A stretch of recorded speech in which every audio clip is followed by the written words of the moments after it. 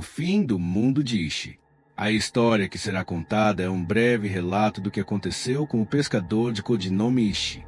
Trata-se do universo de The Last of Us, no qual, devido a uma mutação e evolução do fungo Cordyceps, mais de 60% da população mundial foi dizimada, tornando o planeta uma terra de ninguém e deixando cada um por si e Deus por todos. Deus? Muitos deixaram de acreditar nele. E, como foi dito por um judeu num campo de concentração, se há um Deus, ele terá que implorar pelo meu perdão. Nos dias posteriores ao surto, esse foi o pensamento de muitos.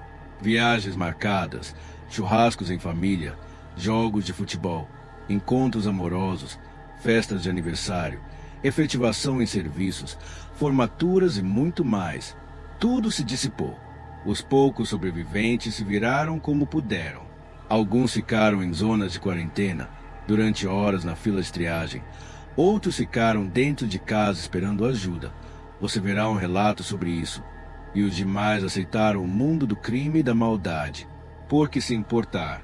Não há mais leis. O passado, o presente e o futuro da humanidade ficam por conta da sua imaginação. Primeiro relato: Ishi em alto mar. O radiotransmissor do barco vomitava notícias ruins. Esse surto parece não ter cura. Autoridades informam que as costas leste, oeste e sul estão com todos os hospitais cheios e não param de chegar pacientes doentes. Meu marido tomou café normalmente e de madrugada estava queimando de febre. Eu o levei para o hospital e agora não me deixam vê-lo. Falaram que ele estava agressivo e mordeu um dos médicos. Eu não acredito nisso. A Fedra solicitou o recolhimento em massa de comida mofada, a qual possivelmente contém um fungo misterioso. O barco navegava sobre águas tranquilas, fazia um dia ensolarado quando Ishi desligou o rádio, preocupado com todas as informações que acabará de ouvir. Mas o que está acontecendo? Que espécie de surto é esse? Ishi estava com 40 anos de idade e sempre trabalhou com a pesca. Sua paixão por esse ramo começou quando pescava aos domingos com seu tio. Está vendo essa minhoca? Ela é uma isca barata e grátis. Coloque-a na ponta do anzol e aguarde que o peixe será atraído, dizia ele. Foi o primeiro de muitos aprendizados. Filho de pais humildes, sempre foi um rapaz tranquilo, porém sem interesse pelos estudos. Terminou o ensino médio e tentou trabalhar como atendente de uma lanchonete em Pittsburgh, cidade na qual morava, mas não teve sucesso. Até que, visitando os portos da cidade, viu a oportunidade de ser pescador. Sempre morou com os pais, presenciou o falecimento de ambos. Sua mãe quando ele tinha 28 anos, seu pai quando tinha 37. Após isso, a casa ficou para ele de herança. Já estava em alto mar há mais de 20 dias. Quando saiu da praia, as coisas estavam normais. O barco era de tamanho médio e comportava até 3 pessoas. A área de recolhimento de cardume suportava até 1 tonelada. Sobre os demais detalhes da embarcação não convém falar aqui.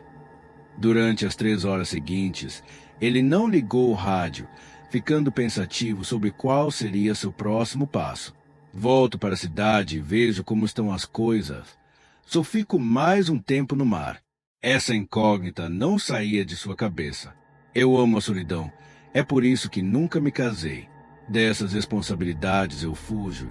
Como bônus, ganho liberdade para fazer o que quiser. Está ouvindo? Poseidon? Essa é para você que sempre me ouve e ruge com ondas fortes. Ishi tinha o costume de falar com o mar, acreditando que ele sempre o ouvia. Já era noite quando ligou o rádio novamente. As notícias eram as mesmas. Para o assombro do velho pescador, foi dito que o governo criaria zonas de quarentena e a lei marcial seria declarada a qualquer momento. Ferrou. Quando eu voltar, terei que ir para esse lugar. Minha casa foi para as cucuias. Mais tarde, ele colocou o barco no modo automático e foi para um pequeno colchão se deitar e relembrar o passado. Por sua mente passavam 1000 coisas, e para desviar o foco da sua preocupação, começou a lembrar do dia do centenário dos pescadores. Caros funcionários, hoje é um dia especial para todos nós que fedemos a cardumes estragados. O pequeno salão caiu na gargalhada com essas palavras. Hoje, dia 15 de março de 2011, completam-se 100 anos do PDP, Pescadores de Pittsburgh. Ao longo de todos esses anos, somos a maior companhia de distribuição e coleta de peixes de toda a costa oeste. Tenho muito orgulho de parabenizar quem sempre acreditou na companhia e garantiu a alimentação de muitos. Agora é hora de comemorar. Saboreiem um banquete e bebam à vontade. Houve uma salva de palmas e Xi, que estava no fundo do salão, foi o primeiro a aplaudir. Nesse tempo como pescador, ele fez algumas amizades. Bob Queixada foi uma dessas. Ele tinha esse apelido devido ao seu queixo ser quase num formato retangular. Ishi e Bob eram sarcásticos um com o outro e sempre aproveitavam para zoar os colegas de profissão. Bob, você reparou que o diretor estava parecendo um pimentão enquanto falava. Haha, percebi. Mais um pouco e ele ia explodir. Isso deve ser o excesso de camarão. Pelo tamanho da barriga, está mais para 2 orcas. Haha, se ele imaginar que zoamos com a cara dele, teremos que procurar emprego lá do outro lado do país. Naquele dia, a dupla comeu e bebeu até se saciar. Foram para o porto olhar a noite estrelada antes de irem para casa. Sabe de uma coisa, Bob? Por mais que nosso trabalho seja humilde, eu gosto dessa sensação de fazer algo para a humanidade. Para a humanidade? Sim, Bob. Muitos comem o melhor peixe no restaurante graças a nós. Fora que o mar sempre nos devolve os cardumes com abundância. Faz sentido. Às vezes eu penso em procurar outra coisa para fazer, mas aí lembro que ganho bem e não preciso ficar parado no mesmo lugar. Um brinde a isso, seu velho esquelético dos mares. Ishi sorriu e devolveu a mesma zoação.